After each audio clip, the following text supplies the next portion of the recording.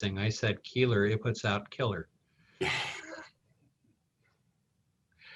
I should have looked to see what it did with my, when they announced he was chairing today, how they did my last name. Why don't you say it and see what happens? Oh, okay. Mr. Mills, I believe you represent the appellant in this case. Am I correct? Yes, Your Honor. And did you wish to reserve any rebuttal time, counsel? 5 minutes, please.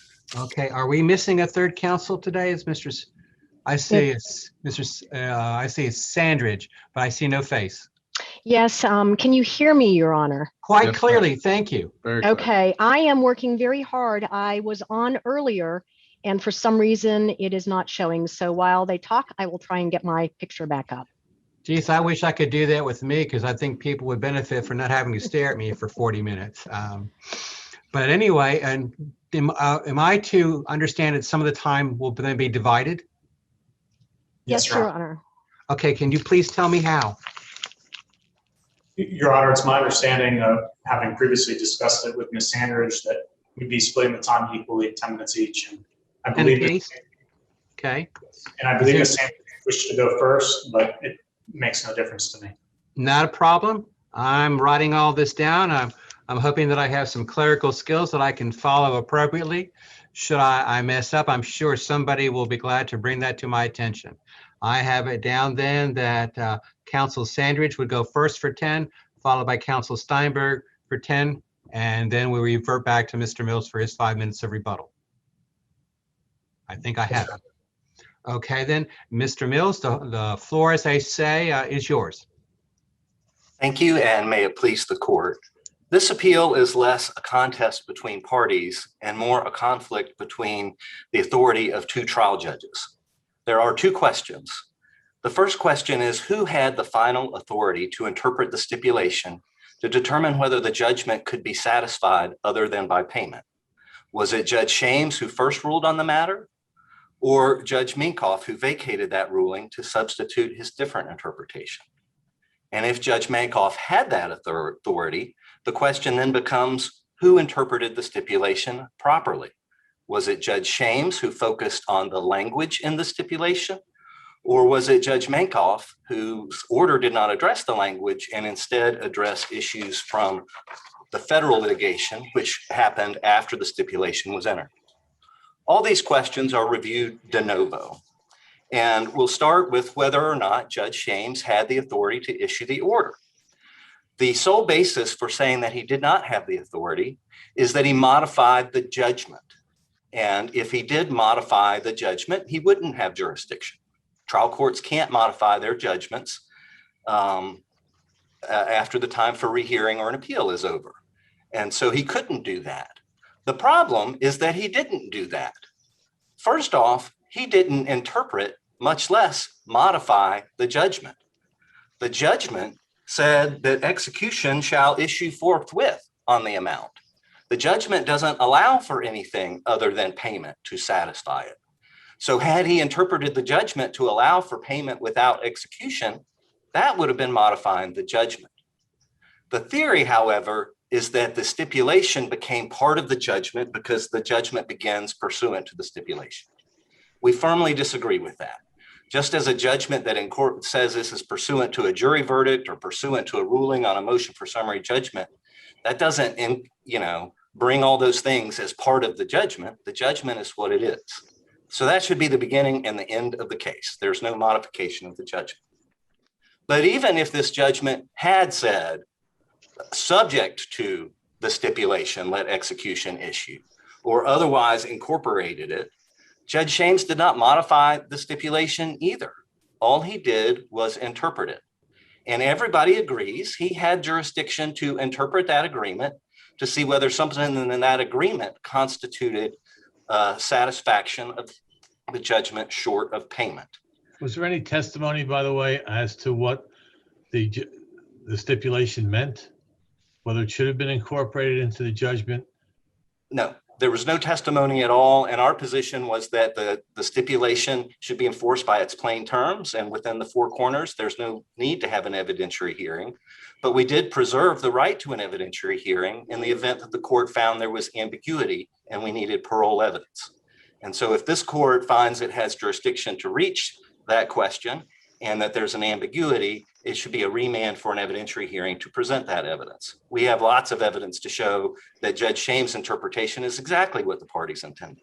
As I look at the matter as it was before Judge Shames, kind of doing the golden rule argument of being in the jury, the motion for satisfaction asserted two bases.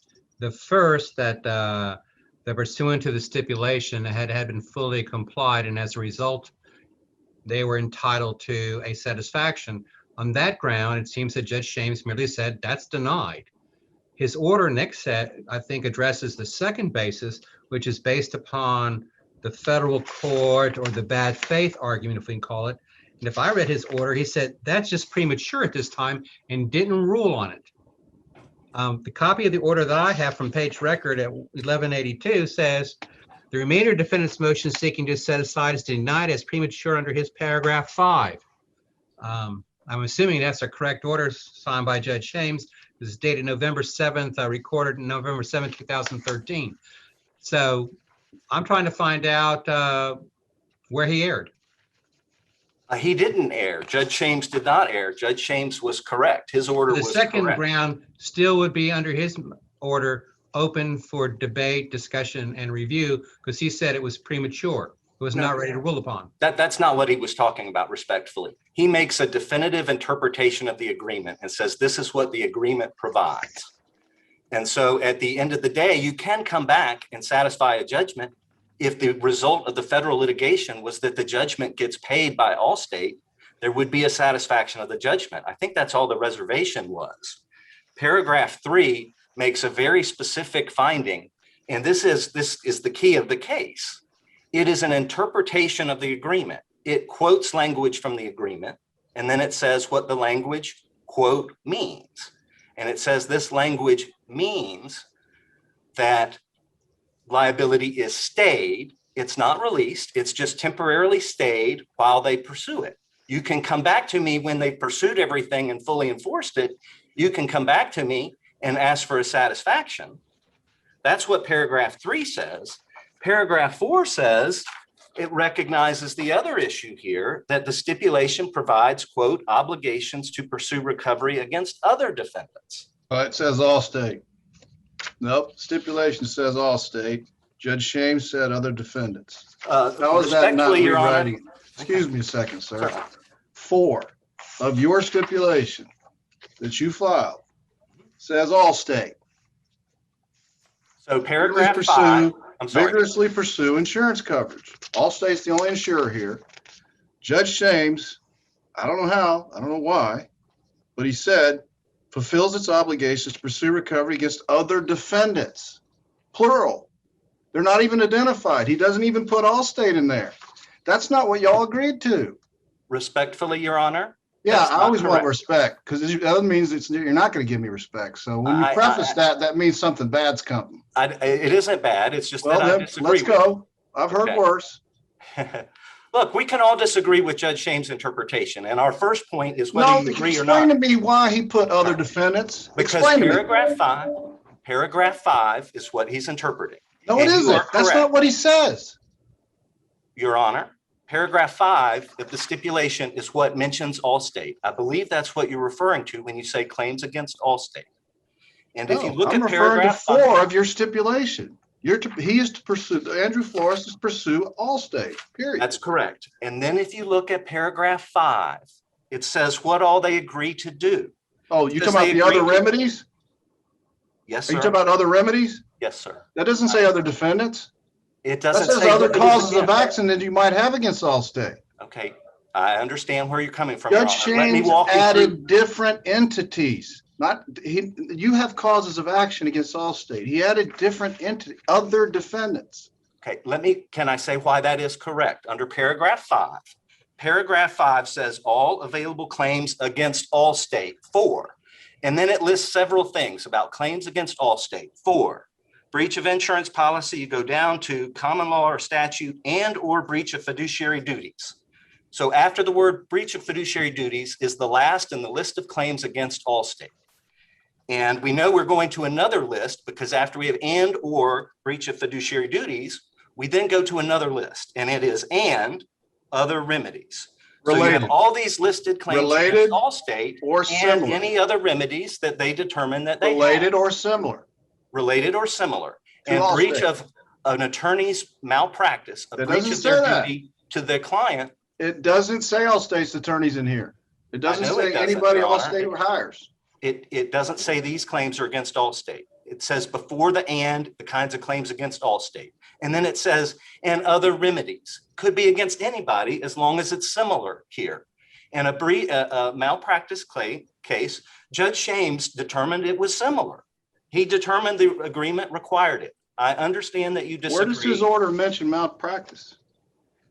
He says they can continue in the litigation. Where does it say malpractice in his order? It doesn't say malpractice, Your doesn't. Honor. It I'm doesn't. saying when he says they had obligations to pursue recovery against other defendants, plural, in addition to Allstate, that's an interpretation of paragraph 5. Was this a proposed order submitted by you? No, Your Honor, it was not. There's no record of the hearing. But what the record says is that on the first day of the hearing, the So why party, didn't you have the hearing transcribed? because nobody appealed it, Your Honor, it became final. You disagree with it, and I understand that, and I respect I that. don't disagree. I'm just taking the language. He says other defendants, and you're trying to say that includes Dale Parker, Fowler White, and everybody. Yes, sir. Yes, And sir, I'm I am. saying it says other remedies under any other related or similar legal issues. Okay, so if Judge Shames was incorrect and he should have not have said that, and that was error, and he misinterpreted it, somebody should have filed an appeal, okay? No appeal was filed to point out that Well, they're error. operating under 1.540. Right, he ruled on that definitively in the 1.540 motion, and that order was subject to appeal, and nobody appealed. The malpractice defendants could have Well, moved to set it appears that aside if they nobody thought there was disagreed with it collusion and either. fraud, they could have done that. They I didn't don't do think that. Parker was a party then, was he? No, sir, they weren't, but the Well, record then shows that they how were could aware of they it. object? They could have done what they did here. They could set it aside under 1.540 as they did here. And had they done so within a year, they could have made this claim that there was collusion and fraud and that we gave some order to Judge Shames. None of that is true. There's no evidence of any of that. And it's too late to make that claim in any event. The record shows that Judge Shames called them on the second Well, day but there's and no, dictated his ruling. but it's a jurisdictional argument on the 1.540. That doesn't have a time frame. The jurisdictional argument does not. That's correct. So the question is not whether he was correct or whether there was fraud or anything. The question is whether he had jurisdiction to interpret it. And he did. And he made a final determination and it was within his Well, you use, jurisdiction. okay, so but basically, to fit within your argument, you have to use the word interpreted versus adding terms to the agreement that didn't exist. And No, if the no. judge did something without jurisdiction, the other side's going to prevail. If it's an interpretation, then you're going to prevail. That's what. If he modified the judgment, did he modify the judgment? And he didn't modify the judgment. He didn't even modify the stipulation, which is not part of the judgment. He just said what he thought it means. And thought it I meant. understand Judge If he Sleet was disagrees wrong- with what it means as to whether they have to pursue other defendants. But even if he was wrong with that, that's moot. Because his first interpretation was that this isn't a release from liability when you complete your performance. You remain liable. And that was correct. You can't challenge that now. You can't go back and say why it was incorrect, but it was correct because the agreement provides for that. The agreement in the recitals, the agreement says Andrews Flores desires to decrease its exposure. Judge Minkoff changed it to eliminate exposure. Paragraph 2C says who gets a release. Well, It's do we have a individuals. covalence Judge agreement Minkoff- here? Hmm? Do we have a covalence agreement here? We have a covalence type agreement, okay? And Judge Right. Minkoff relied on a finding that the federal court determined that this was the same agreement as in covalence. and it did not. First off, even if it did, that doesn't matter. There's no collateral estoppel effect from anything in the federal litigation to what happened here. At most, it would be relevant to a course of conduct if we had ambiguities and we were having a hearing on parole evidence. But in any event, the federal litigation did not decide this issue. The question of whether Andrews Florist was liable on the judgment to the Levesques was not ever before the court. The issue that was raised by Andrews Florist was that, does the jury finding that Miss Keeler did not act in good faith, does that prevent the judgment from being enforced against Allstate? And Andrews Florist made the argument that because the Koblenz agreement in this case does not preserve or does not release Andrews Florist from liability, that the Koblenz principles don't apply. And all the trial court there said, no, whether it didn't say there's no liability.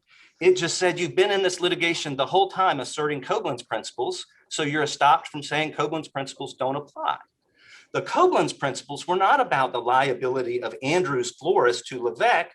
They were the liability of Allstate on the judgment, and the district court found the judgment's not binding on Allstate. So it didn't purport to interpret the agreement itself. It just said this is a Koblenz type agreement, and it is. The fact that the agreement in Koblenz had a full release for the insured, that's not a Koblenz principle. That's not what we ever said this agreement did. We've said from the beginning, it does not do that. Well, is there any dispute that Andrews Florist did what it agreed to do, to perform in accordance with the agreement?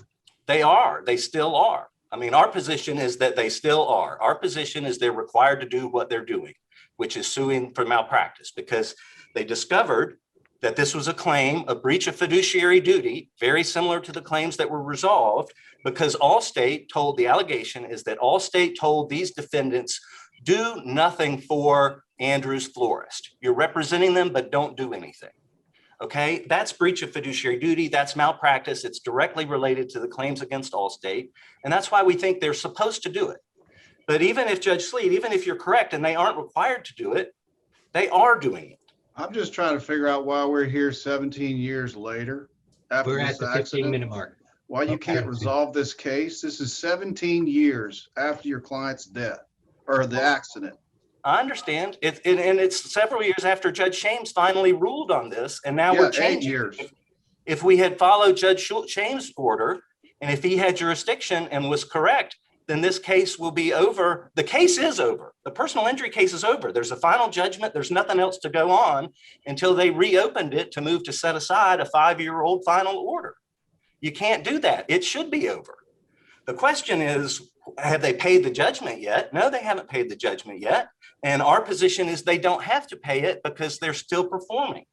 But if this isn't part of their performance, then we're entitled to execute against them right at this moment. That's all that would mean. If Judge Sleet, if you're correct, that would mean we could go enforce it against Andrew Florist right now. And we're not doing that, so it doesn't matter whether they have to do it or not. They're trying to recover, and anything they recover will pay off the judgment. If the judgment is paid in full, it'll get satisfied. If it doesn't, it'll be like so many other judgments on the book that 20, 30, 80, 100 years down the line are still judgments on the book, but they were never satisfied. We're past 15. Okay, I would like some time for rebuttal if the court would give me extra time, but. Oh, yeah, we're only at 16 and a half, Oh, so okay. you have time left. Okay, all I right. just want to make sure you heard me when I said that. That's all. Thank you very much. I think unless the court has questions, I will go ahead and reserve my time for rebuttal. Thank you very Okay. much. If it may please the court, my name is Hala Sandridge, and I represent Dale Parker and Fowler White Boggs. So the best evidence that this was a modification and not an interpretation is the fact that if it was simply an interpretation, why did appellant need it? If it said what appellants claim it said, why not just take it over to the Hillsborough County judge to defeat our summary judgment motion? The answer is self-evident. The appellant, whom a federal jury found acted in bad faith by entering into the stipulation, she needed to change the stipulation and the judgment to defeat our summary judgment. So what did she need to do? She needed to add the term other defendants, which appeared nowhere in the Koblenz agreement, nowhere in the stipulation, and nowhere in the final judgment. Do we know That- who submitted that judgment? To Shames? The attorneys for Ms. Levesque. And it was approved by the attorneys for Andrew Florist. And that's in the record. But we have no transcript of the hearing. So what they did is they added to this agreement language that is not in there. And it says that they are not done pursuing their obligations until they complete the lawsuit against other defendants, which is nowhere in the Koblenz agreement, because the Koblenz agreement is just against the insurance company, against Allstate. Their argument is that the stipulation, the Koblenz agreement, actually allows them to pursue Fowler White Boggs and Dale Parker because of the terminology and other remedies. But as Judge Sleet recognized, that is a listing of all the different claims and remedies against Allstate. There is nothing in this language that says anything about a claim against any other defendants. And as we said in our brief, that the principle of contract interpretation would be stood on its head if somehow we included in that listing a claim against Fowler White Boggs and Dale Parker when there's no reference to them whatsoever. We would be adding language to that stipulation. Let me state this. We cited 2 cases in our brief, none of them which were addressed in the reply brief. The first one was Gotham Insurance versus Matthew. It's a 50 CA case from 2015, and it is so comparable to this particular instance because a developer who obtained a default judgment went back later and got the judgment amended to contain new findings of fact that were not in the original default judgment. And what that did is it triggered insurance coverage. The insurance company who'd been a non-party sought to vacate the amended final judgment, and the trial court initially denied it, but the 50 CA reversed. And it did so because it said that the trial court's amendments to the judgment included substantive changes. And that's the issue here, Your Honors, is that the addition of other defendants is a substantive change. It is now requiring Andrews Florist to do something that it was not required to do, which is substantive, and that is pursue a claim against the malpractice defendants when they were not required to do it. Keep in mind that the federal court had already determined that Andrews Florist had done everything that it needed to do, and that because this was entered into bad faith by Mrs. Levesque, that the agreement was unenforceable. And so they had no liability. So at the time this was entered into, Andrews Florist had no liability whatsoever. And instead what they did is they substantively changed this to create liability that didn't exist because they had already complied with the agreement. And so it is very clear that what you are seeing is not an interpretation, but a modification that was substantive, that added a claim and requirements that didn't exist before.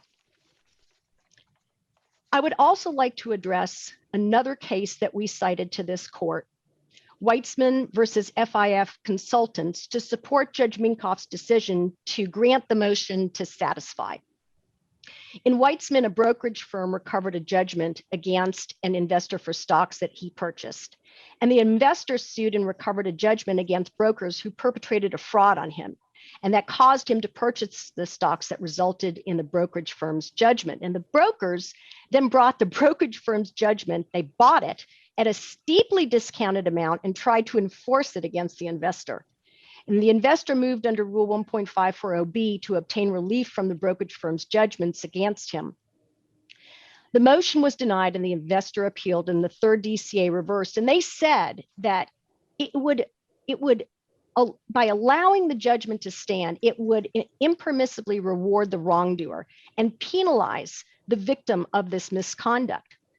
And the court recognized that invalidating the brokerage firm's judgment could cause the broker to lose money he paid for the brokerage firm's judgment, but that it fashioned a remedy that represents terms that are just under Rule 1.540B. And that's what Judge Minkoff did here. Looking at this entire scenario under Rule 1.540B5, he had the ability to determine what was just and what was equitable. And here we have a just and equitable result, because this particular judgment was obtained improperly, in bad faith, and they're trying to continue to enforce it when all the requirements of the Koblenz agreement have been satisfied.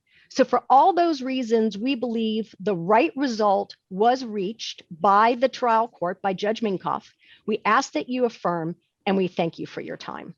Counsel, before you depart and relinquish your time, as I've tried to go through this, I've looked at the final judgment, and I've looked at Judge Seamus's order here. The stipulation, as he discusses in his order, provides that the plaintiffs, the Levesque's, will take over Andrew Flores's claim against Allstate. And then apparently the complaint is in the order when Judge Seamus is attempting to explain his ruling, arguably. He uses the word defendant with a S, right? So as I looked at the stipulation, the Bianca Michaels and Andrew Michaels got a release. Andrews Flores then is giving their rights against Allstate. Another defendant remains, the driver of the vehicle, Cecchini. Why isn't defendants mean Allstate and Cecchini? Because that's who the judge had at that time before him, based on the stipulation identified a party and the caption identifies a party.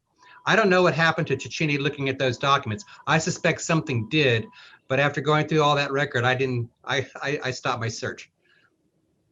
So great question, Your Honor, and I've got a good answer. Because 6 days later, they took this that they had obtained and told the judge over in Hillsborough County, I believe it was Judge Arnold, that defendants included Fowler White. So you have it directly from my opposing counsel. So that's from opposing counsel, not necessarily from Judge Shames. That's their interpretation of what defendants means. That is correct. And so they went over there and argued to the judge. So it's like the title of the book by then Judge Scalia. It's a matter of interpretation. No, it added by their own admission. Again, they're the ones who made the argument. I'm not arguing that it They're the included, ones who said that the S included the attorneys. that was their And position. I'm looking at it from having been a trial judge. I'm looking at a stipulation that says Allstate and a caption of the case that has Cecchini, and he's not resolved in a stipulation. So he would be a remaining defendant. So 1 + 1 would equal 2, and 2 is an S, plural. But here is the problem with that is we already know that it was a Koblenz agreement. All right. So the stipulation could only be against one defendant, the insurance company. So Judge Shames had to know that there was only one defendant, and that was Allstate. But the motion before the judge was to declare that Andrews Flores had satisfied the judgment. And there's nothing in the agreement that says the judgment will get satisfied by the terminology of the agreement. It's a stay until your cooperation ends. So Arguably, by the basic language of it, there's nothing that says if you feel once this is over, you get a get out of judgment free card. So that was the issue that Judge Minkoff had to decide under 1.540B. If Allstate, I'm sorry, if Andrews Flores had satisfied its obligations, which everybody agrees that it had with respect to Allstate, forget Fowler White, Correct. but as to Allstate, it had satisfied its obligations, then was there any reason to keep this judgment in existence anymore? And this is the issue under Rule 1.540B5 Mhm. that Andrews Flores filed their motion and said, we've done everything that we're supposed to do. Please find this satisfied. And that is what Judge Minkoff ended up agreeing with. He said that they had satisfied the obligations and found that there was no reason to keep this judgment against Andrews Florist, who had satisfied its obligations and satisfied it. I've taken you well past 10. I thank you for your response. Did you need any time to cover something that I interrupted you from getting to? No, Your Honor. Thank you very much. Thank you. Okay.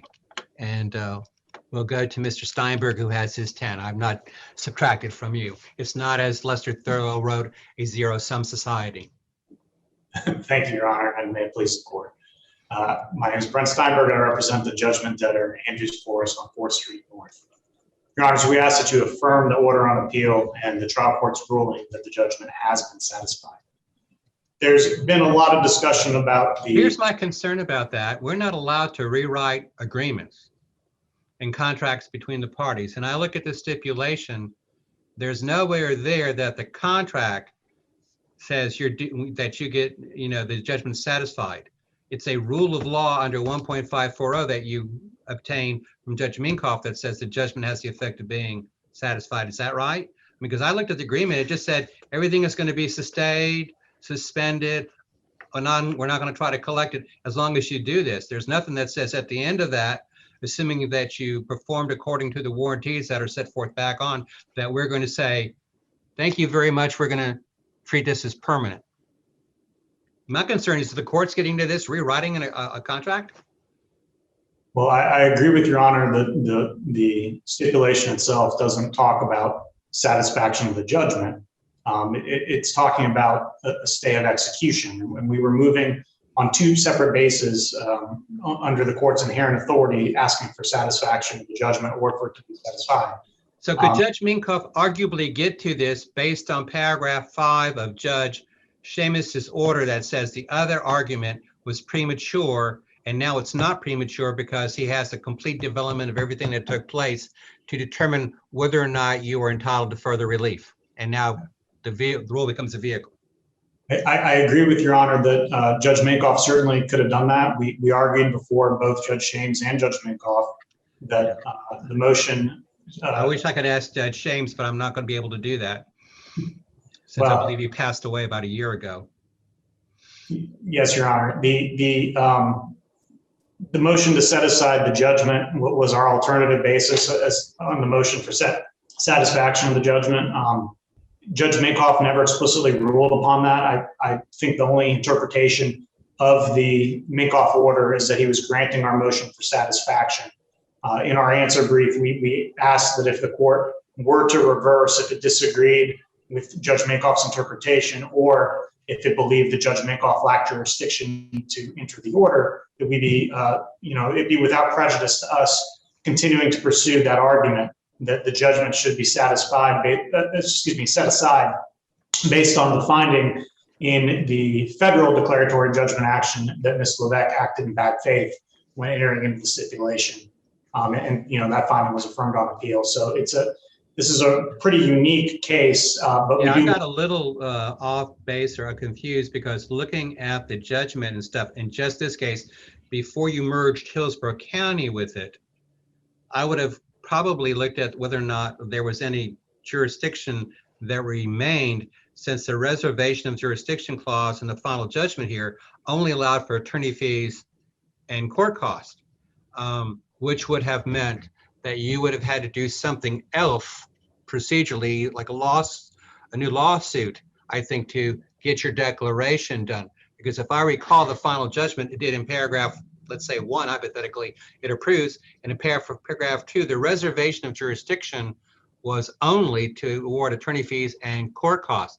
So to get you a satisfaction, I don't know if that requires a deck action to say that this judgment no longer applies to us or what, because this court wrote, I think it was in the Dandar case, the exception to the rule occurs when the parties present their settlement to the trial court and the court incorporates or relies upon that agreement and enters an order. In that case, it was dismissal. In this case, it entered a final judgment. So there are exceptions that maybe would allow you to keep some jurisdiction. But when you end the case without jurisdiction, Supreme Court of Florida's got some interesting cases that say that's it. Well, Your Honor, we would travel under the Bellucci case, Florida Supreme Court case from 2003, and there were other cases cited in our brief, but It's okay. Couldn't figure out how the court incorporation, if that, I think that would have changed everything because you have multiple captions now in ongoing cases. And I think you probably have satisfied the intent there. And nobody raised it, so I was only concerned from a jurisdictional point, whether it was void or not. And I think there's enough confusion that we can go forward. It's our position that the court never loses jurisdiction to determine the enforceability of its own orders. And then the final judgment, as Your Honor referenced, it said that it was entered pursuant to the party stipulation. I would submit that that's an incorporation under the Bellucci case. We're not seeking damages for breach of the stipulation, which would require a separate lawsuit. We're asking that the settlement agreement that is referenced and incorporated into the final judgment allows the trial court the inherent authority to keep the jurisdiction to interpret and enforce the agreement, which is what happened here. One point I wanted to make about the Shames order and the stipulation, just so we're clear, the final judgment is what's imposing liability against Andrews Forest, not the stipulation, not the Shames order, it's just the judgment itself. And the stipulation is what's protecting Andrews Forest from execution on that judgment. So the way I see it, the issue before this court is whether the stay of execution in the stipulation is permanent or temporary. Now, we argue that it's permanent, that Andrews Forest did everything it was supposed to do to get that permanent stay, as Judge Sleet referenced, that it only references Allstate. We did everything we had to do. The Levesques argue that the stay of execution is temporary and that they can execute on the judgment if we stop pursuing the legal malpractice case. And in 2013, Judge Shames agreed with the Levesques, but that didn't mean that Judge Minkoff lacked the jurisdiction to reconsider the order, or ultimately he vacated instead. But he certainly could have reconsidered the order now that the original personal injury action and the ongoing malpractice action. The order that to say that you complied, in a sense, is in a nature interlocutory. You can come in again and say, look, we've done further things. We're now in full compliance. So it doesn't have the nature of a final judgment next to it. It's just arguably a post-final judgment interlocutory order.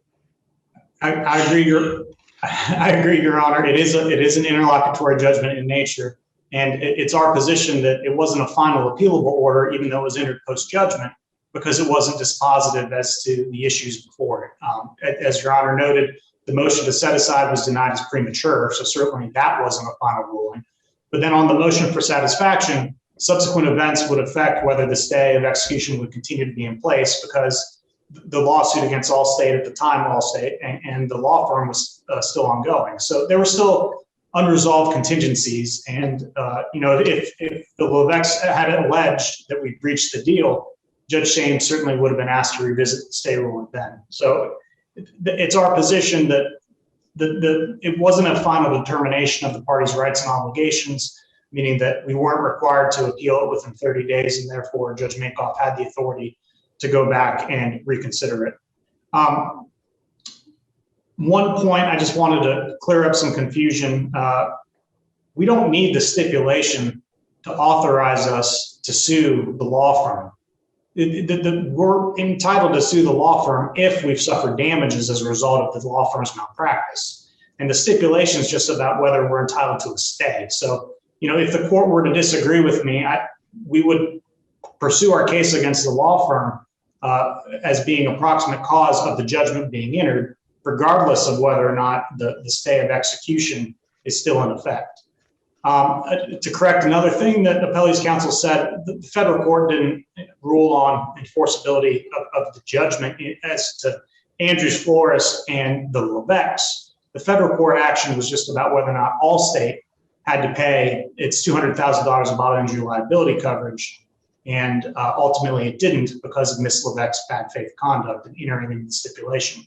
But the state court is the one that had the jurisdiction to interpret the stipulation and the judgment that it entered pursuant to that stipulation to figure out whether or not it was still enforceable or should be set aside. None of that was discussed in the federal court action. So, that's how Judge Shames, who at the time was the judge assigned to the original personal injury action of Lebec versus Andrews Flores, that's how he got involved, how he had jurisdiction to interpret the stipulation and determine whether or not the judgment was still enforceable. So the federal court didn't rule on that. And, if Andrews Flores, if the ruling was that Andrews Flores was absolved of all liability, then we wouldn't be here. But, that wasn't what the ruling was. So the question is really just about whether or not Judge Mankoff had jurisdiction and whether or not he correctly interpreted the stipulation. He did have jurisdiction, and it's our position, as we argued in the brief, that he did correctly interpret the stipulation. Happy to answer any questions if the court has about either of those two issues. Yeah, but if the court doesn't have any questions, that we would just ask that the order determining that the judgment has been satisfied be affirmed. Doesn't appear from my view that there are any questions. Thank you, counsel. Let me clear the time. You think after doing this all day, I get it right once or twice. Okay, Mr. Mills, we're ready for rebuttal, counsel. Sure. I think I can read the room, and the room tells me that at least one judge thinks that Judge Shames modified the stipulation by saying it requires suits against anybody but Allstate. And I think another judge thinks that Judge Shames didn't really address that issue. Well, I'll take that bait because here's why. Well, I'll Page concede 2. that. Wait, are you going to interrupt me again, Mr. Mills? I'm sorry. I don't intend appreciate to. that. I really don't. I'm sorry. Page 2 is full of reference to Allstate only. And you drafted this. Allstate didn't pay their $200. We don't know if you made that demand or not. We don't know if you did a civil remedy notice. We don't have any idea what happened below, other than you just did the stipulation. And you say the Allstate didn't pay their $200,000 and refused to admit coverage, did an ROR, everything that Allstate did. That's all it talks about here. And then so what it says is in exchange, the Leveskis are going to assume their own defense and they're going to pursue Allstate. I'm just reading this document. I understand. And I'm not going to argue with you. If let's assume that you're correct. I'll rely on my briefs. I disagree, but you feel strongly, and I understand that. Even if you're correct, that doesn't require that reversal is still required, because that would mean that Judge Shames modified the stipulation. That's not enough. First, you have to modify the judgment. Ms. Sandridge says the case that's on all fours is the Gotham case. The Gotham case, the trial court granted a motion to alter a judgment, to amend a judgment. This judgment was not amended. What you've said is that he changed the stipulation. Fine, he changed the stipulation on that, but Mr. Steinberg is absolutely correct. That issue is moot. Whether they are required to do this and have a stay or not doesn't matter. They are doing it. The question is whether once they have fully complied with the agreement, are they still liable? And that question unequivocally was put to Judge Shames, and he decided it based on interpreting the stipulation on paragraph 3 of his order, page 17 of the appendix. He directly answers that question and resolves it with finality. He says it is not a permanent release, it's temporary, and once you've completed performance, then they can execute. That's all that matters. Unless he didn't have jurisdiction to do that, this case is over. And his order stands, and whether they have to do it or not, they are, and we're not executing right now. So that's all a moot point. As to whether he was correct. I'm not sure whether it's moot or it's not right. Because you are voluntarily staying. It may not be moot. It may not be right for adjudication because you are still honoring it, but it's not answered by being moot, I don't think. Right. Well, it will never become right because if they're going to have to pay the judgment, they're going to do You what may they know can. that, but we do not because it's not in our record. I understand. Either way, it's not justiciable. But what was justiciable is the issue presented to Judge Shames for a final ruling, which he gave, which is whether this is a temporary or a permanent release of liability. And he very definitively ruled that it was permanent. And even if you thought that Judge Minkoff could reconsider that, even if you want to go and reconsider it yourself, you haven't heard any argument today, certainly by Ms. Sandridge, as to why a stay for so long as doing something actually means a release conditioned on doing that. Judge Minkoff changed not just that provision, but the other three provisions I discussed. He changed it. Instead of reducing liability, it's eliminating liability. Instead of releasing just the individuals, it's also releasing the defendant corporation. And look at paragraph 10. Paragraph 10 of the stipulation says there's all these cases that say when you settle a case, you can't enforce the judgment against somebody. We're avoiding all those cases. And then look at the end of it. This really resolves it. This removes any doubt. At the end of paragraph 10, the stipulation says, the fact that the insureds have been provided some protection by this agreement will not be raised or argued by any parties hereto before any court. Yet Judge Minkoff has allowed Andrews to raise this agreement to say that it isn't liable anymore. That's directly contrary to this agreement. We have four different provisions, the one Judge Shames cited and interpreted, and the three others that I've talked about, that make clear that once Andrews Florist completes performance of the agreement, the stay is lifted. If the judgment hasn't been paid, we can enforce it against Andrews Florist. And that's the end of the case. Because we can enforce it against Andrews Florist, it's damages for them that they can seek recovery against the malpractice defendants, whether they have to or not, they are. And if they get any proceeds from that, that can eliminate or reduce or even eliminate the balance of the judgment owed. And that's how the case, again, the personal injury case has been concluded for years and years and years.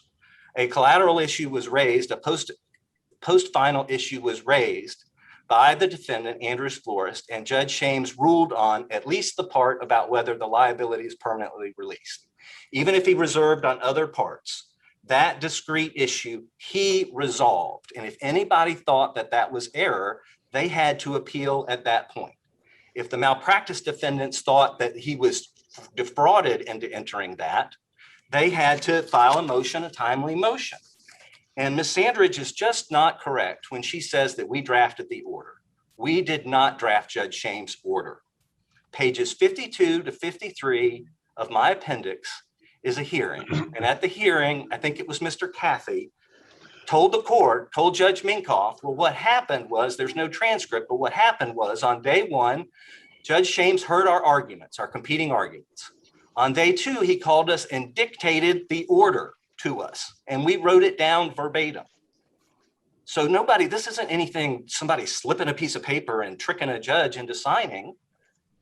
You should never presume that absent evidence, but there's no evidence of that here. The evidence here is that he made a ruling. And there's been strong arguments made that he was just dead wrong on one of those rulings. And maybe he was, but that doesn't give you jurisdiction. That doesn't mean that he had no jurisdiction to make a bad ruling. It means that had it been appealed, he would have been reversed on that point. That's all that matters. And again, that issue doesn't matter, because even if that was wrong outside his jurisdiction, whatever, it was within his jurisdiction to determine that this stipulation does not absolve Andrews Florist of liability when it is completed performing its agreement. So whether it has completed it or not, it is still liable. Okay. Thank you, counsel. Time's expired. I thank you all. I'm sorry you were the last one of the day, but I'm sure you're free to get out and enjoy the remaining part of the afternoon. And please stay well. I truly apologize if my tone came as disrespectful. I never intend to interrupt or disrespect, and I'm very embarrassed that I came across that way. No problem. You're a zealous advocate. All due respect. You did a good job, sir. It's a tough case. All right. Just still trying to figure out why it's so old. Y'all have a Have a good nice day. I ask that about myself all the time. How I get so old.